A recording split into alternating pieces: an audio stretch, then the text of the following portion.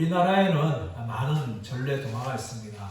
흥부와 놀부, 그리고 금도끼, 은도끼 뿐만 아니라 선녀와 나무꾼, 이런 많은 전래 동화들이 있습니다.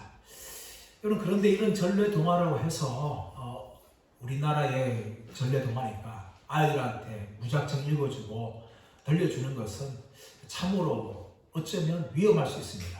왜냐하면 이런 우리나라의 수많은 이 전래 동화들 중에서 굉장히 주술적이고, 그리고 우상 종교를 담고 있고, 심지어 귀신까지 등장하는 그런 전래 동화들이 있습니다. 예를 들어서 장화홍련전이 있습니다. 이 장화홍련은 실제로 조선 효종 때 일어났던 사건을 설화로 만든 이야기라고 합니다. 그런데 이 장화홍련전의 내용이 뭡니까? 이 장화홍련이라는 두 딸이 계모의 괴락에 의해서 자신들이 연못에 빠져 죽었습니다. 그런데 이들이 죽고 난 후에 원기가 되어서 사또들에게 나타나가지고 자신들의 원한을 풀어달라 하는 요청입니다. 귀신을 본 사또들이 놀라서 죽습니다. 그런데 정말 용감한 사또가 귀신을 만났지만 죽지 않고 이들의 사정을 들은 후에 이들의 모든 원한을 풀어주는 그런 내용이 이 장화홍련전입니다. 겉으로만 보게 되어지면 권선징악의 이런 내용을 담고 있지만 사실은 이 전설의 고향에 나올 만한 무시무시한 귀신들이 등장하는 내용이 이 장화홍련전이라는 거예요. 또 하나는 우리가 잘 알고 있는 효녀심청전입니다. 심청전은 우리가 잘 알고 있지 않습니까? 심청이의 아버지는 심학교 신봉사입니다. 그래서 이 심청이의 마음 가운데는 아버지의 눈을 뜨게 해주고 싶은 그런 소원이 있었어요. 근데 어느 날 부처님에게 공양미 300석을 바치면 아버지의 눈을 뜨게 할 수 있다, 이런 말을 들은 거예요. 그래서 어떻게 합니까? 심청이가 공양미 300석을 마련하기 위해서 항해의 안전을 위한 보살을 드리는 그 제물로 자기가 자본을 하고, 그리고 인당수에 실제로 자신의 몸을 던집니다. 이게 뭔가 하면 인신제사입니다. 사람을 실제로 제물로 드리는 인신제사. 그런데 이 심청기를 보면 물에 빠졌던 심청이가 용왕을 만나게 되고, 용왕이 심청기를 불쌍히 해가지고 다시 연꽃에 넣어서 올려보내가지고 왕에게 갔는데 왕과 결혼하게 되어지고, 나중에 자신의 아버지 신봉사도 눈을 뜨게 되었다. 이 해편도 끝나는, 마치 겉으로만 보게 되어지면 이 효에 대해서 가르치는 내용이지만 그 안에는 사람을 제물로 드리는 인신제사의 내용이 담겨 있어요. 이처럼 우리나라의 전래 동화는 크게는 이 권선징악이나 효를 다루고 있는 주제를 대부분 다 다루고 있는데, 사실 실제로 들어가 보면 우리 그리스도인들이 아주 주의해야 될 무시무시한 내용들이 그 안에 다 숨어 있는 거예요.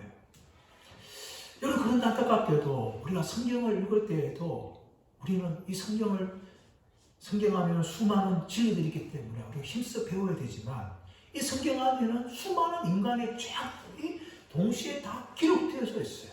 그래서 우리 성경을 읽을 때는 정말 이 내용이 우리가 정말 말씀을 배워야 될 진리인지, 아니면 정말 이것은 주의하고 조심해야 될 내용인지, 그렇게 분별하면서 읽어야 된다는 것입니다.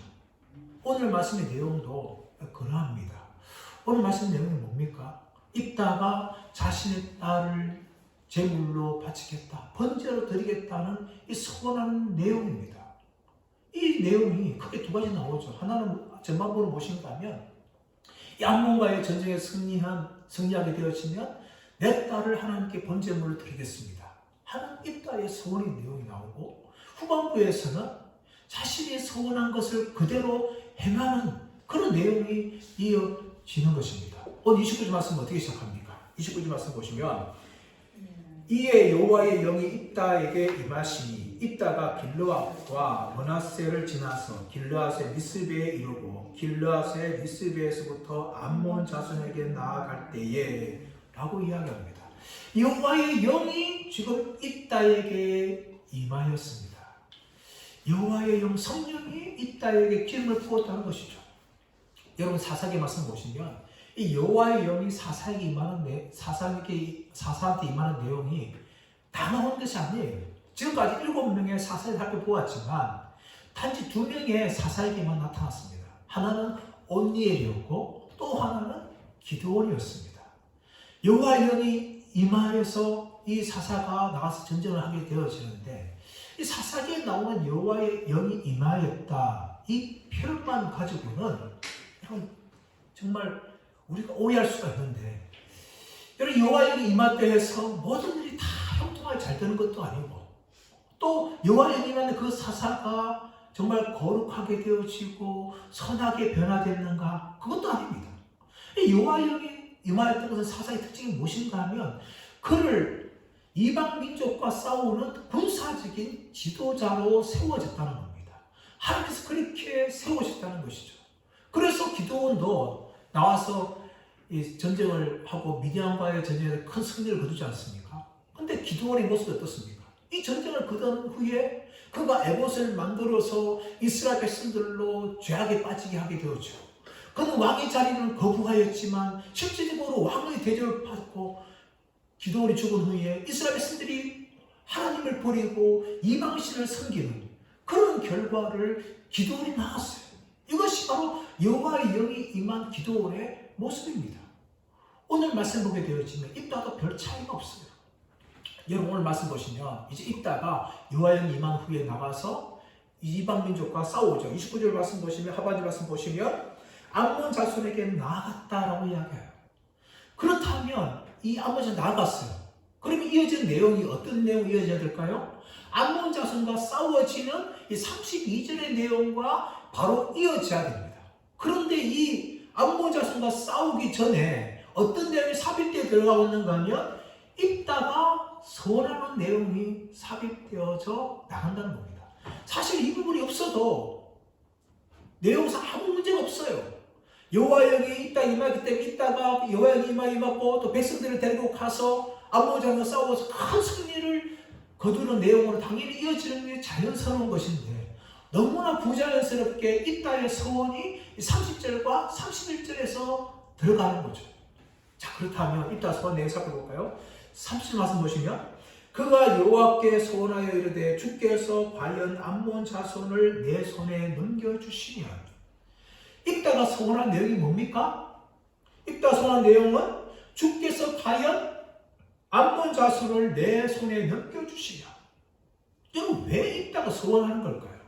이유는 무엇인가 하면 불신입니다. 불신. 분명히 하나님께서 입다에게 성령으로 임하셨다면 입다는 하나님 나를 사용하실 것이고 나를 통해서 승리를 거두게 할 것이다 라면서 믿고 싸우게 됩니다. 그리고 그렇게 싸우게 되어지면 그 결과가 당연히 하나님의 승리로 이어지는 거죠. 31절 32절 말씀 보시면 이에 입다가 암몬 자손에게 이르러 그들과 싸우더니 여호와께서 그들을 그의 손에 넘겨주시니 아로엘에서부터 민닛에 이르기까지 20성읍을 치고 아벨 그라민까지 매우 크게 무찌르니 이에 암몬 자손이 이스라엘 자손 앞에 항복하였더라. 당연히 이렇게 이어지게 됩니다. 그런데 왜 입다가 서원하는 겁니까? 하나님께서 자신을 통하여 암몬 자손에게 싸우게 하여서 큰 승리를 주실 것에 대한 믿음의 확신이었기 때문이에요. 그 확신이 없기 때문에, 건변이 없기 때문에 지금 하나님 앞에서 서원을 하고 있는 겁니다. 그렇다면 여러분, 입다가 한 서원의 내용이 뭡니까? 31절 말씀 보십시오. 내가 암몬 자손에게서 평안히 돌아올 때에 누구든지 내 집 문에서 나와서 나를 영접하는 그는 여호와께 돌릴 것이니 내가 그를 번제물로 드리겠나이다 하니라. 우리 개역 개정에는 이렇게 번역되어 있지만 이 새 번역에서 좀 더 정확하게 번역하고 있어요. 이 부분을 어떻게 번역하고 있는가 하면 누구든지 내 집 문에서 나와서 나를 영접하는 그 사람을 여호와께 돌릴 것이니 라고 이야기해요. 단지 그라고 뭉퉁이 이야기하는 것이 아니라 분명히 사람이라고 번역하고 있어요. 그래서 입다의 서원은 무슨 서원인가 하면 자신을 가장 먼저 가장 처음에 자신을 영접하는 그 사람을 하나님께 번제물로 드리겠다 라고 입다가 소원한 거죠. 근데 여기에 대해서 어떻게 입다가 사람을 제물로 번제물 드리겠다고 소원했겠느냐 하면서 반대하는 학자들이 있어요. 그래서 그들은 누구든지 라는 부분을 중성을 해석해서 사람이나 동물 모두가 다 해당되는 것으로 그들은 그렇게 번역합니다. 그래서 입다의 서원은 동물로 번제를 드리겠다는 것이지 사람으로 드리겠다는 것은 아니다 라고 반대하는 학자들이 있습니다. 하지만 그들의 학자들의 주장들을 보게 되어지면 입다가 나중에 행해지는 내용을 보게 되어지면 입다는 분명히 사람을 번제물로 드리겠다라고 소원한 것이라는 것을 우리는 분명히 알 수가 있어요. 근데 다시 말하면 입다는 하나님께 자신이 암몬 자손과의 승리하게 되어지면 승리를 주신다면 내가 가장 먼저 나오는 사람을 선물로 번제를 드리겠다 이렇게 소원한 것이죠. 근데 문제가 무엇인가 하면 그럼 누가 먼저 가장 나와서 입다를 맞이하겠어요? 종들이겠습니까? 아니라는 거죠. 적어도 입다의 승리 소식을 듣게 되어지면 입다의 가족들이 가장 먼저 나와서 기뻐하면서 마중 나올 게 분명한 거 아닙니까? 입다의 아내의 내용이 안 나와요, 성경에. 그래서 입다 아내가 있었는지 없었는지 모르지만 분명히 입다의 가족들이 있었는데 그 가족 중에 하나는 또 딸이었다는 거예요. 일단 그렇다면 아내나 딸 중에서 분명히 번제로 드려야 되는 이런 너무나 어리석고 너무나 비극적인 그런 소원을 한 거예요. 근데 이 소원을 하게 된 게 뭡니까? 하나님께서 자신에게 승리를 주신다면 내가 주겠다는 그런 뇌물을 하나님께 제공한 거 있어요. 너무나 어리석은 이 서원을 하나님 앞에 지금 하고 있는 겁니다.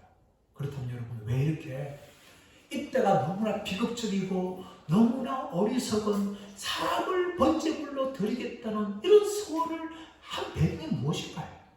그것은 무엇인가 하면 입다가 하나님에 대한 무시라든지 아니면 이미 이방 풍속에 의해서 그 풍속의 영향을 받았다는 것이죠. 여러분 하나님은 결코 사람을 번제물로 받으신 분이 아닙니다. 창세기 22장 말씀 나오시면 하나님께서 아브라함에게 너 독자 이삭을 내가 지정한 산에서 번제로 드리라 이렇게 명령합니다. 아브라함 한 말씀에 순종하여서 3일길을 가고 종들을 내버려 두고 모리아 산에 이삭과 함께 올라갑니다. 그래서 그 산 정상에서 아브라함 일이 뭡니까? 이삭을 묶고 칼을 들어서 실제로 이삭을 죽여서 번제물로 드리려고 했어요. 그때 하나님께서 아브라함 급하게 부르심을 통하여서 아브라함이 이삭을 죽는 것을 막으셨어요. 그리고 하나님이 준비하신 양을 대신 이삭을 대신하여서 번제물로 드리겠다는 겁니다. 만약에 여러분 하나님께서 사람을 번제물로 받으시고 기뻐하신 분이었다면 이삭을 죽는데 막지 않았을 거예요. 이삭을 번제로 드리도록 했을 겁니다. 근데 하나님께서 어떻게 하셨습니까? 아브라함을 막으셔서 이삭을 번제물로 드리지 못하도록 하시다는 것이죠. 그래서 무엇을 말한 겁니까? 하나님 결코 사람을 번제로 받으신 분이 아닙니다. 사람을 번제물을 받는 것은 누굽니까? 이방신들이에요. 모압신들, 모압의 신, 금오신, 암몬의 신 몰래 그들은 사람을 번제물로 받았습니다. 열왕기 말씀 가보시면 모압 왕이 이스라엘의 공격을 받아서 성이 한덕될 지경이 이르니까 어떻게 합니까? 왕이 될 자신의 맏아들을 금오스 신에게 번제로 드리는 장면이 나옵니다. 이방신들은 그렇게 할 수 있어요. 그런데 하나님은 결코 사람을 번제로 받으시는 분이 아닙니다. 입다는 뭡니까? 이런 하나님에 대해서 무지했다는 것이죠. 또 하나는 무엇인가 하면 이 사사시대가 어떤 시대인가 하면 사람이 자기의 소견대로 행하는 시대가 사사시대였어요. 사사기의 주제가 뭡니까? 왕이 없으므로 사람이 자신의 소견대로 행하였다. 이게 사사시대예요. 사사시대는 영적인 어둠이었습니다. 자기 마음대로 하나님 믿고 자기 마음대로 살았던 시대가 이 사사시대였어요. 그랬기 때문에 이따도 자기 마음대로 자기들 나온대로 나를 가장 먼저 마주나온 그 사람을 내가 번제물로 드리겠다. 그렇게 말한 것이죠. 사사시대 영적 특징이 나중에 사사기 하반기가 보면 어떤 일이 납니까? 레위인의 첩을 집단으로 윤관하는 그런 일이 발생하게 되어지고 또 베냐민 지파가 싸워서 베냐민 지파가 거의 전멸되는 시편 그런 처참한 일도 발생하는 겁니다. 이게 사사시대예요. 여러분.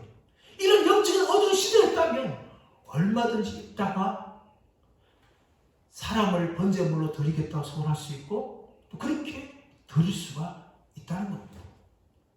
이것이 바로 이 사사시 영적 어둠이었어요. 이렇게 있다는 자신을 마중 나온 그 사람을 번제물로 드리겠다라고 소원을 한 겁니다. 자, 그렇다면 누가 나왔습니까? 34절 말씀 보세요. 34절 말씀 보시면 입다가 미스바에 있는 자기 집에 이를 때에 보라 그의 딸이 소고를 잡고 춤추며 나와서 영접하니 이는 그의 무당 동료라. 아버지의 이 성전 소식을 듣고 입다의 딸은 소고 치면서 춤추면서 노래하면서 문에 나와서 아버지를 영접한 겁니다. 다윗이 골리앗을 죽이고 이스라엘 군대가 돌아올 때에 여인들이 나와서 소고치며 춤추며 사울왕을 맞이하면서 사울은 천천히요 다윗은 만만이다. 그렇게 노래했습니다. 아마 입다의 딸도 이 아버지의 성전 소식을 듣고 기뻐하면서 아버지가 돌아올 보고 마중하면서 소고치며 춤추며 그렇게 아버지를 영접하였는데 이 딸에 대해서 어떻게 설명합니까? 이는 문학 동료라. 우리 한 번에 짧게 설명하였지만 좀 길게 설명하면 이 딸 외에 다른 아들도 다른 딸들도 없다라는 것입니다. 이 딸밖에 없다는 것이죠. 그래서 이때 어떻게 반응합니까? 35절 말씀 보십시오. 입다가 이를 보고 자기 옷을 찢으며 이르되 어찌할꼬 내 딸이여 너는 나를 참담하게 하는 자요 너는 나를 괴롭게 하는 자 중에 하나로다. 내가 여호와를 향하여 입을 열었으니 너희 돌이키지 못하리로다. 이때 어떻게 합니까? 자기 옷을 찢는다는 거죠. 이 구약 성경에 자기 옷을 찢는다는 것은 엄청스러운 고통을 겉으로 표현하면서 자기 옷을 찢는 겁니다. 회개할 때 자기 옷을 찢듯이 그렇게 찢어요. 그만큼 이따 고통스러운 것인데 그런데 어떤 말 합니까? 35절 말씀 보시면 어찌할꼬 내 딸이요 너는 나를 참담하게 하는 자요 너는 나를 괴롭게 하는 자 중에 하나로다. 이 입다의 말은요 이제 자신이 소원해가지고 죽게 될 딸의 고통 딸의 슬픔보다 이 딸로 인해서 자기가 오히려 고통하게 되었다 그렇게 얘기하면서 너는 나를 괴롭게 하는 자요 너는 나를 참담하는 자다 이렇게 이야기합니다. 근데 이 괴롭게 하다는 게 단지 우리의 마음이 괴롭고 아픈 그것을 말하는 것이 아닙니다. 이 괴롭게 하는 단어가 히브리 단어 아카르라는 단어입니다. 이 단어는 이스라엘 공동체나 집안이 멸망하게 될 때 괴롭게 됐다 이 표현을 쓰는 겁니다. 이 표현이 어디 나오는가 하면 창세기 34년 말씀 가보시면 디나의 사건이 나오죠. 디나가 세겜 여인들을 보러 갔다가 이 세겜 주장 함몰에게 극탈을 당합니다. 이 소식을 듣고 이 시므온과 레위가 분노하는 거죠. 이 함몰과 그의 아버지가 찾아와서 우리의 족속과 너희 족속과 동원하자 그렇게 이야기하니까 시므온과 레위가 거짓말하죠. 너희가 다 할례를 행하면 우리와 너희와 결혼할 수 있다 그렇게 제안하죠. 그 말을 듣고 이 순진한 이 함몰과 또 그 아버지가 그 족속 들어가지고 다 이야기하니까 세계의 모든 남자들이 다 할례를 행합니다. 그들이 고통할 때 시므온과 레위가 칼을 차고 들어가서 세계 남자들 다 죽입니다. 그런데 이 소식을 인하여서 야곱이 크게 분노합니다. 시므온과 레위를 책망하면서 너희가 내게 화를 끼쳐서 이제 가나안 족속과 브리스 족속에게 악취를 내게 했다 라고 분노합니다. 여기 말하는 화를 끼쳐 라는 단어가 아카르라는 단어예요. 너희의 불필요한 행동 때문에 우리의 집안이 가나안 족속을 통해서 멸망하게 되었다 그 의미를 이야기하는 거죠. 여러분 이 딱 한 말이 뭡니까? 이제 문안 동료인 이 딸이 죽게 되어지면 자신의 집안은 대각으로 튀는 거예요. 그렇게 되어지면 자신의 집안이 다 사라지는 겁니다. 이따가 괴로워하는 것은 딸이 번제로 준비된 그 사실보다 자신의 집안이 멸망되는 것을 통하여서 너는 나를 괴롭게 하는 자 중에 하나다 라고 지금 딸을 향하여 말하고 있는 겁니다. 이것은 여러분 아버지 할 말이 아니죠. 아버지는 모든 책임을 누구한테 돌리고 있습니까? 딸을 향하여 돌립니다. 너는 오늘 함부로 하면 되는데 너는 나를 참다는 자다, 너는 나를 괴롭게 하는 자다 하면서 마치 모든 사건들이 이 딸 때문에 일어난 것처럼 그렇게 이야기합니다. 여러분 왜 이때 집안에 이런 비극적인 일이 발생합니까? 그것은 무엇인가 하면 이 딸의 잘못된 성원입니다. 책임이 누구한테 있는 거예요? 딸한테 있는 것이 아니라 이 딸한테 있는 겁니다. 그런데 모든 책임을 이 딸 마치 딸에게 있는 것처럼 너는 나를 참담하게 한 자다, 너는 나를 괴롭게 하는 자다 이렇게 딸을 향하여서 분노하면서 바라면서 이따가 35절 말씀 보시면 뭐라고 말하는 건가 하면 내가 여호와를 향하여 입을 열었으니 능히 돌이키지 못하리로다 하니. 여러분 잘못된 소원이라면 어떻게 해야 돼요? 자신의 소원을 통하여서 딸이 죽게 되었다면 취소를 해야 되지 않겠습니까? 그런데 이따는 내가 여호와를 향하여서 입을 열었으니 능히 취소하지 못하리로다. 취소하지 않겠다는 거죠. 여기 있다가 여기 잘못된 소원에 대해서 취소하지 못하게 된 이런 적어도 두 가지입니다.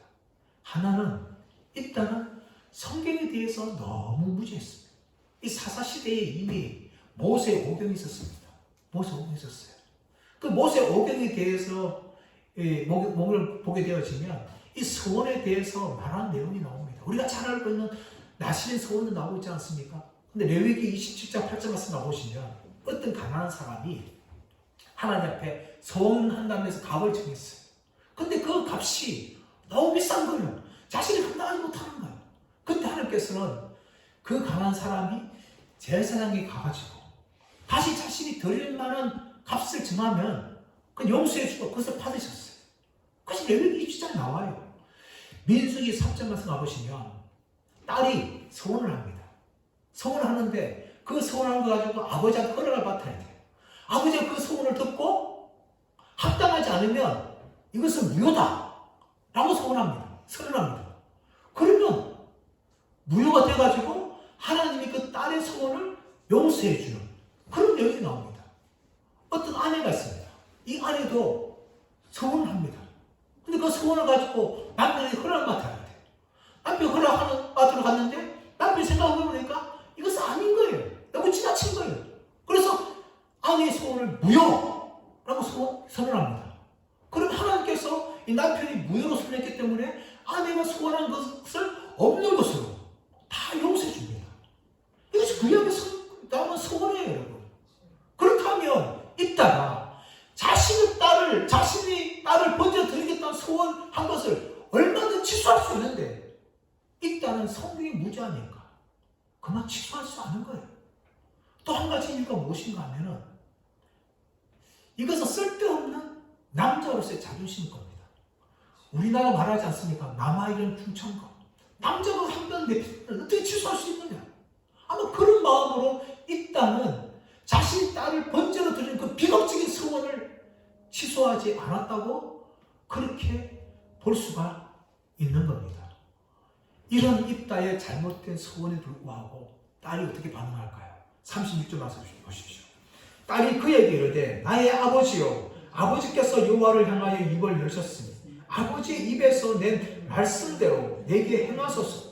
이는 아버지 여호와께서 아버지를 위하여 아버지의 대적 암몬 자손에게 원수를 갚으셨나이다 하니라. 여러분 이 입다의 딸은 얼마나 효성이 지극한 모습인지 모릅니다. 아버지만 서원했으니까 아버지 다 행하십시오. 그렇게 아버지를 위하는 이런 딸 모습을 보면서 이따 얼마나 차이가 나는지 모릅니다. 그러나 이 이따의 딸도 무엇인가 잘못 알고 있어요. 이 암몬과의 승리는요, 하나님이 이스라엘 백성들을 불쌍히 여기셔가지고 그들을 구원해 주신 것이지 이따의 소원 때문에 이따에게 승리를 주신 것이 아닙니다. 이따 딸이 무슨 말하고 있습니까? 36절 말씀 보시면 아버지의 입에서 낸 말씀대로 내게 행하소서. 이는 여호와께서 아버지를 위하여 아버지의 계족 암몬 자손에게 원수를 갚으셨습니다.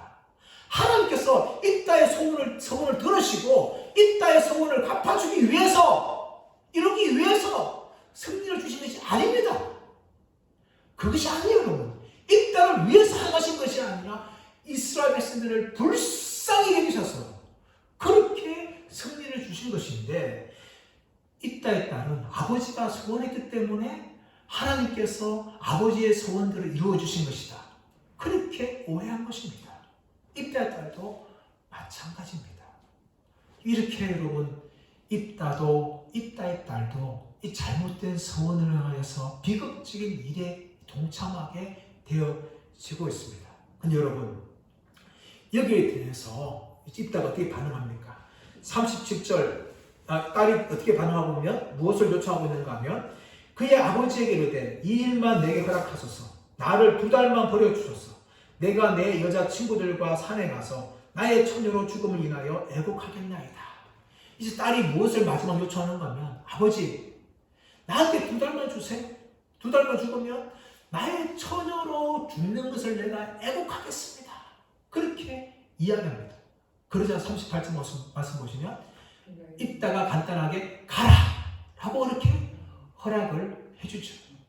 자, 그렇다면 여러분, 정말 입다가 이렇게 소원을 한 것에 따라서 딸이 정말 처녀로 죽었을까요? 번째로 들으셨을까요? 여기에 대해서 반대하는 학자들이 있습니다.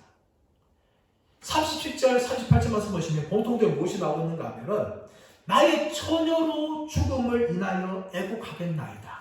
37절에도 38절에도 나옵니다. 근데 이 내용이 히브리 성경에서는 나의 처녀로 인하여 애곡하리니 라고 되어 있습니다. 우리 한글 성경에는 죽음을 인하여 라는 것을 넣으면서 의역을 한 거죠. 좀 더 풀어 번역한 겁니다. 히브리 성경에는 나의 처녀로 인하여 애곡하겠다 하고 그렇게 이야기하고 있고, 38절 말씀 보시면 산 위에서 처녀로 죽음을 인하여 애곡하겠다, 그렇게 또 나오고 있는 거죠. 그리고 여러분, 여기에 대해서 이 처녀로 죽었다 라는 표현도 그냥 죽었다 라는 말이 뒤에 없는 겁니다. 자, 그렇다면 과연 이 딸이 번째로 들여서 죽은 것인가 아닌 것인가, 그래서 우리가 좀 풀어봐야 됩니다. 어떤 학자들 같은 경우는 처녀로 죽은 것이 아니라 그는 처녀로 그냥 성전에서 봉사하다가 늙어서 죽었다, 이렇게 이 부분을 해석합니다. 왜냐하면 히브리 성경에 처녀로 인하여 애곡했다는 말 표현이 있지, 처녀로 인하여 죽었다는 말이 없기 때문입니다. 그래서 얼마든지 사실 이 부분을 그냥 성전에 봉사해서 처녀로 나중에 늙어 죽었다 라고 해석할 수도 있습니다. 그런 개연성을 줄 수 있는 거죠. 하지만 여러분, 39절 말씀 보시면 입다가 어떻게 이야기합니까? 입다가 자신이 소원한 대로, 자기가 소원한 대로 딸에게 행하였다 라고 이야기합니다. 입다가 무엇을 소원했어요, 여러분? 31절 말씀 보시면 자신을 가장 먼저 마중 나오는 그 사람을 번제로 여호와께 드리겠다 라고 소원한 거예요. 그리고 입다는 그 소원을 행하였다고 이야기합니다. 그렇다면 이 딸이 그냥 늙어서 처녀로 성전 봉사를 죽은 것이 아니라 실제로 입다가 그 딸을 번제로 드렸다는 것을 우리는 알 수가 있습니다. 또 한 가지 정도가 무엇인가 하면 40절 말씀이 나오고 있는데, 40절 말씀 보시면 이스라엘 딸들이 해마다 가서 길르앗 사람 입다의 딸을 위하여 나흘씩 애곡하니라. 여러분, 만약에 입다의 딸이 번제로 드리지 않고 그냥 성전에서 봉사해서 늙어 죽었다면 뭐 하려고 이스라엘 여인들이 나흘씩이나 입다의 딸을 위해서 해마다 애곡하겠습니까? 누구나 말이 맞지 않는 거 아니에요? 정말 처녀로 인하여서 봉사하다 늙어 죽었다면 이스라엘 여인들이 해마다 나흘씩 애곡할 이유가 뭐가 있겠어요? 그 이유가 없는 거죠. 그게 뭐가 그렇게 슬퍼요? 그렇게 슬퍼할 만큼 그 내용입니까? 그런데 해마다 하루도 아니고 한 시간도 아니고 나흘씩이나 애곡했다는 것은 이따의 딸이 실제적으로 번제로 죽었기 때문에 이스라엘 여인들이 해마다 번제로 죽었던 이따의 딸을 슬퍼하면서 애곡할 수가 있었다는 것을 우리가 알 수 있습니다. 그러면 여러분, 이따의 말씀이 내고 나오면요, 너무나 영적으로 어두운 사사시대에 일어났던 비극적인 일이라는 것을 우리가 알 수 있습니다. 그렇다면 여러분, 왜 영적으로 이 어두운 이 사사시대에 이런 비극적인 입다가 사람을 번제로 드리는, 그것도 자신의 딸을 번제로 드리는 이런 어리석은 일을 하는 이런 일이 일어났겠습니까? 여기에는 적어도 두 가지 이유가 있습니다. 하나는 무엇인가 하면 이 시대가 너무나 하나님의 말씀에 무지한 시대입니다. 무지한 시대예요. 이스라엘 백성이라는, 언약 백성이라는 사람들로 그때는 살았습니다. 하지만 이들은 정말 하나님 말씀에 대해서 너무나 무지한 거예요. 레위기 17장이라든지 민수기 3장이라든지 또 나시민 서원이라든지 이런 서원에 대해서 전혀 모를 만큼 무지하였습니다. 오늘날도 마찬가지입니다. 교회만 오래 다녔다 해서, 신앙생활만 오래 했다 해서, 직분만 받았다 해서 하나님을 바르게 믿는 게 아닙니다. 우리가 하나님을 바르게 믿으려면 무엇을 알아야 되는가 하면 하나님의 말씀을 알아야 돼요. 하나님의 말씀을 알아야지 그 말씀 가운데 우리가 바른 신앙을 할 수 있는 것입니다. 로마서 10장 17절 말씀 보시면 믿음은 들음에서 나며 들음은 그리스도의 말씀으로 말미암는다고 말씀합니다. 그러니까 우리의 믿음이 성장하고 바르게 믿으려면요, 하나님의 말씀을 바로 알아야 됩니다. 하나님의 말씀을 바로 알지 않으면요, 이런 영적인 비극들이 우리 삶 가운데 얼마든지 일어날 수가 있는 겁니다. 성도들은요, 날마다 말씀을 부지런히 읽어야 돼요. 부지런히 읽어야 말씀이 말하는 진리가 무엇인지를 알아야 됩니다. 믿음의 도가 무엇인지를 알고 그 믿음의 길을 걸어가야 돼요. 그리고 저를 비롯한 목회자들은요, 바르게 말씀을 전가하여서 가르쳐서 성도들은 믿음의 말씀에 서서 날마다 성장할 수 있는 길로 이끌어 가야 합니다. 만약에 여러분, 이 이따 시절 때 여러분 깨어있는 선지자, 말씀을 잘하고 있는 영적 지도가 있었다면요, 이따에게 가르치지 않았겠습니까? 이따야, 너 한 소원 잘못된 거야, 취소해라. 당장 취소하고 너의 죄를 해결하라. 이따의 길을 이끌었다면요, 이따는 자신의 딸을 번제로 드리는 이런 어리석은 행동들을 결코 하지 않았습니다. 그리고 이따 같은 경우는요, 하나님에 대해서 얼마나 무지했는지 모릅니다. 이따는요, 하나님을 불신했죠. 자신에게 성령을 부었다면 이제 하나님의 자신을 통하여서 사용하여서 성령을 주시겠지 확신하고 싸워야 되는데 그것을 불신하고 이렇게 잘못된 소원을 하게 되었습니다. 그뿐만 아니라 하나님이 우상과 똑같은 분으로 생각했어요. 그래서 번제를 직접 드렸다는 것이죠. 하나님은요, 사람을 번제를 받는 분이 아니십니다. 그곳이라든지 몰래신처럼 그렇게 받는 분이 아닙니다. 그런데 이따는 이방 신들의 섬기는 영향을 받아가지고 하나님을 이방 신처럼 생각하고 그렇게 자신의 딸을 번제로 드리는 죄를 범하고 말았던 것입니다. 그럼 여러분, 우리는 하나님의 말씀을 알아야 되고 또 이 하나님의 말씀을 통하여서 하나님이 누구신지를 정말 잘 알아가야 돼요.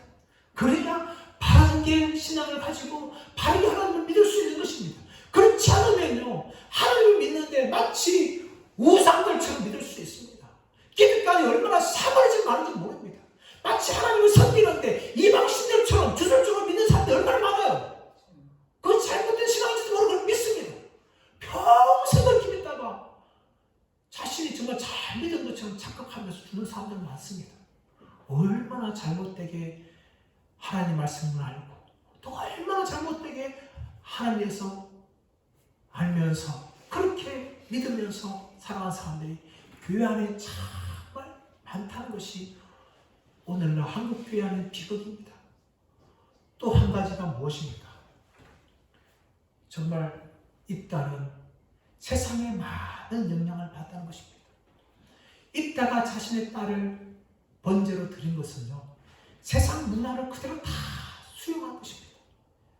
성경에 말하고 있지 않은 이 세상의 풍습들, 우상들을 섬기는 그 풍습들 그대로 다 받아가지고 영향을 받아서 그렇게 번제로 드리는 죄를 범하고 말았던 것입니다. 사랑하는 여러분, 오늘날 저와 여러분이 어디 살고 있습니까? 세상 가운데 살아가고 있어요. 세상 가운데 살아가기 때문에 세상의 모든 영향을 다 받습니다. 세상의 문화, 세상의 이 풍습들, 또 세상의 죄들 그대로 다 우리도 모르게 그렇게 영향을 받으며 살아가고 있습니다. 이런 우리들을 향하여서 로마서 12장 2절 말씀 보시면, 너희는 이 세대를 본받지 말고 마음을 새롭게 하며 변화를 받으라, 그렇게 말합니다.